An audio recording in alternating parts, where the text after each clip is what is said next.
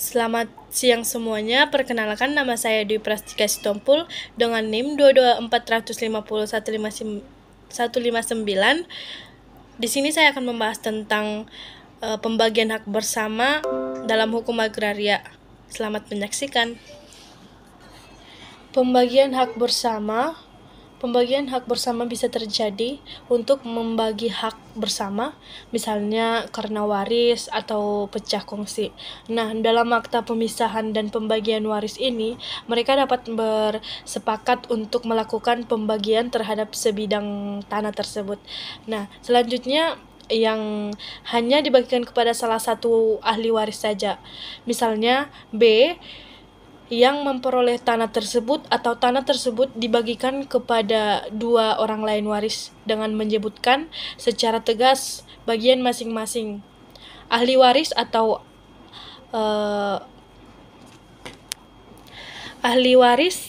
para ahli waris yang memperoleh hak atas tanah tersebut bukan berasal dari para ahli waris lainnya, akan tetapi langsung dari pewaris. Demikian sebagaimana dinyatakan dalam pasal 1083 KUH Perdata. Perolehan hak tersebut bukan terjadi mulai saat dibuatnya akta tersebut, melainkan terhitung sejak meninggalnya pewaris. Pemisahan dan pembagian dalam pemilikan bersama yang terkait ini bersifat deklaratif dan mempunyai dara berlaku surut. Nah, selanjutnya dari sini peralihan hak terjadi dari pewaris kepada ahli yang memperoleh tanah tersebut, bukan dari para ahli waris kepada ahli waris yang memperoleh tanah tersebut. Hal ini mungkin kurang dipahami oleh sebagian besar pejabat BPN yang adalah pejabat yang berkaitan dengan pelaksanaan pembayaran BPHTB, notaris, dan PPAT. Nah, selanjutnya berangkat dari definisi tersebut, maka jika kita lihat dari hakikat pemisahan dan pembagian hak bersama ini yang berasal dari warisan, maka jelas bahwa pemisahan dan pembagian hak bersama yang berasal dari waris tersebut bukan merupakan objek pajak BPHTB, karena dalam hal tersebut tidak terdapat peralihan hak ahli waris yang satu kepada ahli waris yang lainnya. Yang ada di dalamnya adalah peralihan hak dari pewaris langsung kepada ahli waris yang memperoleh tanah tersebut. Selanjutnya ada akta APHB. Adalah akta yang dibuat untuk melakukan pembagian hak bersama milik beberapa pemegang hak. Dengan dilakukannya pembuatan APHB, maka terjadi peralihan hak salah seorang atau beberapa orang di antara pemegang hak bersama tersebut kepada salah seorang atau beberapa orang lain dari para pemegang hak bersama yang bersangkutan. Dengan dibuatnya APHB, maka jelas di sini pemisahan atau pembagian yang dilakukan berdasarkan APHB merupakan objek BPHTB sesuai dengan ketentuan pasal 85 ayat 2 Angka 7 Undang-Undang Nomor 28 Tahun 2009 tentang Pajak Daerah dan Retribusi Daerah dan kewenangan terutang BPHTB yang harus dilunasi sebelum dibuatnya akta APHB tersebut. Dalam perolehan hak karena warisan, pembuatan APHB ini dilakukan jikalau sertifikat tanah hak bersama tersebut telah dilakukan balik nama ke atas nama semua ahli waris. Misalnya ke atas nama BCDE, akan tetapi kemudian BCE ini bermaksud menyerahkan haknya kepada D. Maka penyerahan hak dari BCE ke D tersebut dikenakan PPH maupun BPHTB. Dan jika ternyata para ahli waris menghendaki tanah yang ditinggalkan pewaris tersebut dibagikan kepada salah seorang ahli waris saja, misalnya BCDE sepakat bahwa tanah tersebut akan dibagikan kepada B saja, maka mereka dapat membuat akta pembagian waris. Selanjutnya, berdasarkan surat keterangan waris dilengkapi dengan akta pembagian waris tersebut, sertifikat tanah atas nama pewaris dapat langsung dibalik nama ke atas nama salah seorang ahli waris, yaitu B.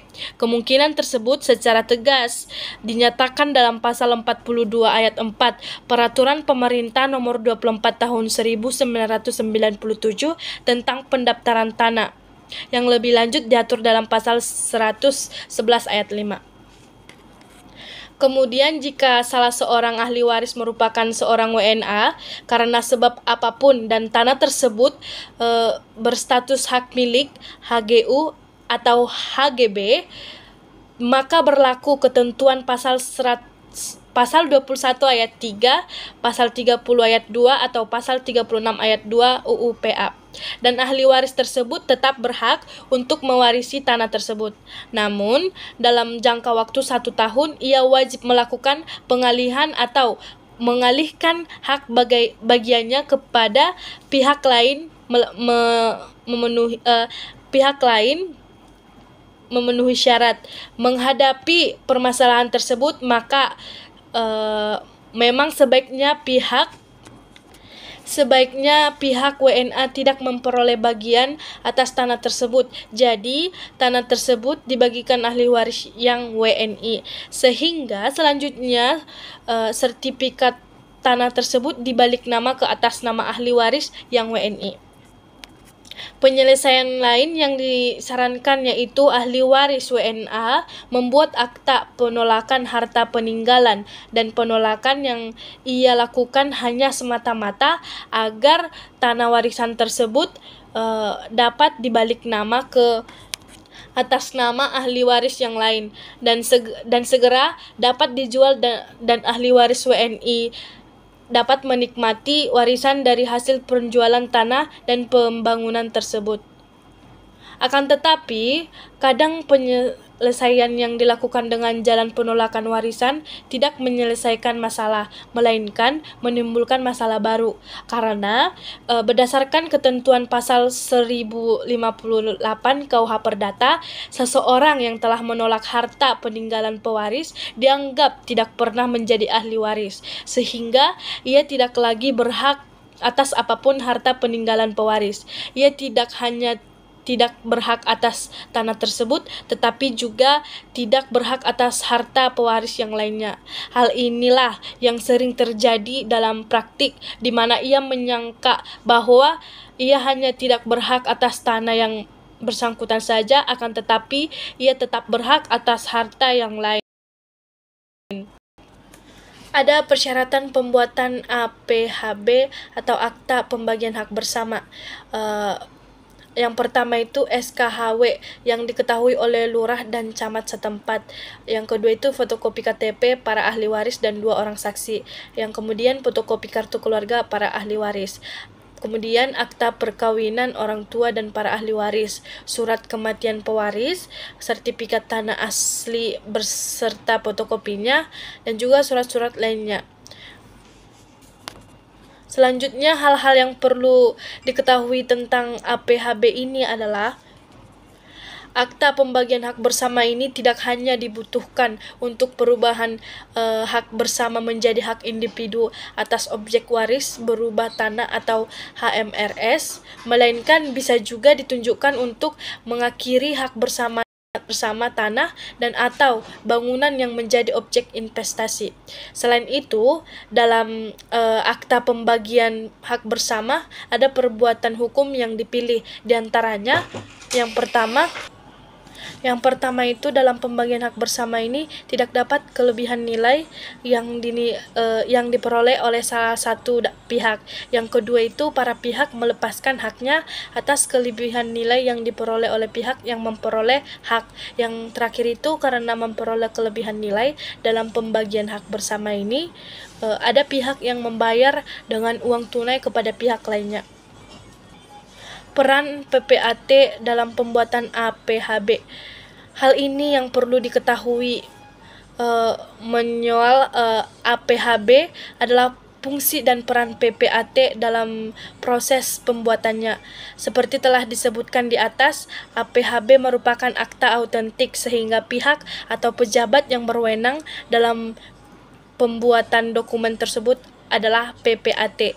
Hal ini tercantum dalam pasal 2 PP nomor 37 tahun 1998 tentang peraturan jabatan pejabat pembuat akta tanah yang berbunyi PPAT bertugas pokok melaksanakan sebagian kegiatan pendaftaran tanah dengan membuat akta sebagai bukti telah dilakukannya pembuatan hukum tertentu mengenai hak atas tanah atau hak milik atas suatu rumah susun yang akan dijadikan dasar bagi pendaftaran perubahan atau pendaftaran tanah yang diakibatkan oleh perbuatan hukum itu.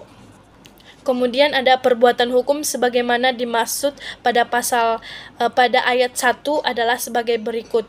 Jual beli, tukar menukar, hibah, pemasukan ke dalam perusahaan atau imbreng, pembagian hak bersama, pemberian hak guna bangunan, pemberian hak tanggungan, pemberian kuasa membebankan hak tanggungan. Selanjutnya ada manfaat akta pembuatan hak pembagian bersama.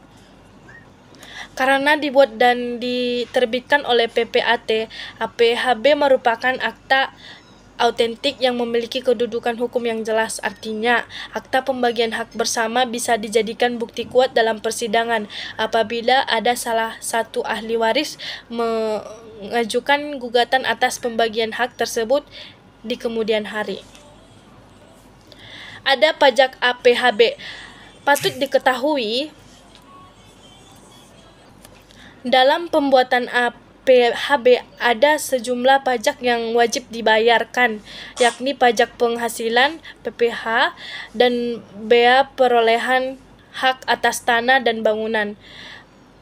Rumus perhitungan PPh APHB adalah 2,5% kali NPOP atau nilai pajak objek pajak atau nilai yang seharusnya diterima atau diperoleh berdasarkan harga pasar. Terkait besaran NPOP-TKP, setiap daerah memiliki kebijakan masing-masing dalam menentukan hal tersebut. Contoh kasus dan persyaratan APHB. Agar lebih paham, berikut contoh kasus pembuatan akta pembagian hak bersama. Abdul, Ahmad, dan Asep tercatat sebagai ahli waris satu unit rumah di Spring Hill, Yumen Legoan yang merupakan warisan dari mendiang ayahnya. Abdul, Ahmad, dan Asep bersepakat menyerahkan hak atas rumah tersebut kepada Asep karena Asep ingin membeli rumah tersebut. Nah, pada prosesnya mereka terlebih dahulu mengurus balik nama sertifikat dengan atas nama ketiganya, lalu mendatangi PPAT untuk membuat APHB. Setelah terbitnya akta pembagian hak bersama, baru dilakukan balik nama sertifikat atas nama Asep. Yang terakhir itu ada landasan hukum APHB. Hukum yang mendasari pembuatan surat APHB adalah pasal 111 ayat 3, ayat 4, dan ayat 5. Dalam masing-masing pasal tersebut menjelaskan bahwa APHB merupakan akta mengenai pembagian waris yang dapat dibuat dalam bentuk akta di bawah tangan oleh semua ahli waris dengan disaksikan oleh 2 orang saksi atau dengan akta notaris. Apabila ternyata ahli waris lebih dari 1 orang dan belum ada pembagian warisan, maka pendaftaran peralihan haknya dilakukan kepada para ahli waris sebagai pemilik bersama, dan pembagian hak selanjutnya dapat dilakukan sesuai ketentuan pasal 51 Peraturan Pemerintah Nomor 24 Tahun 1997. Namun apabila ahli waris lebih dari 1 orang dan pada waktu pendaftaran peralihan haknya disertai dengan akta pembagian waris yang membuat keterangan bahwa hak atas tanah atau hak milik atas satuan rumah susun tertentu jatuh kepada 1 orang penerima warisan, maka pencatatan peralihan haknya dilakukan kepada penerima warisan yang bersangkutan berdasarkan akta pembagian waris tersebut. Menurut pasal 111 ayat 4 dalam aturan yang sama tersebut, pembuatan APHB dibuat oleh PPAT apabila di kemudian hari terjadi pembagian hak. Melalui pasal ini juga diartikan bahwa jika terjadi peristiwa hukum akibat meninggalnya pewaris sebagai pemegang hak atas tanah, maka sertifikat hak atas tanah dibalik namakan atas nama para ahli waris. Misalnya, atas dasar surat keterangan ahli waris, setelah sertifikat hak atas tanah tertulis nama para ahli waris, di kemudian hari APHB akan dibuat jika terjadi pembagian hak. Sekian dari presentasi saya, Bu. Terima kasih.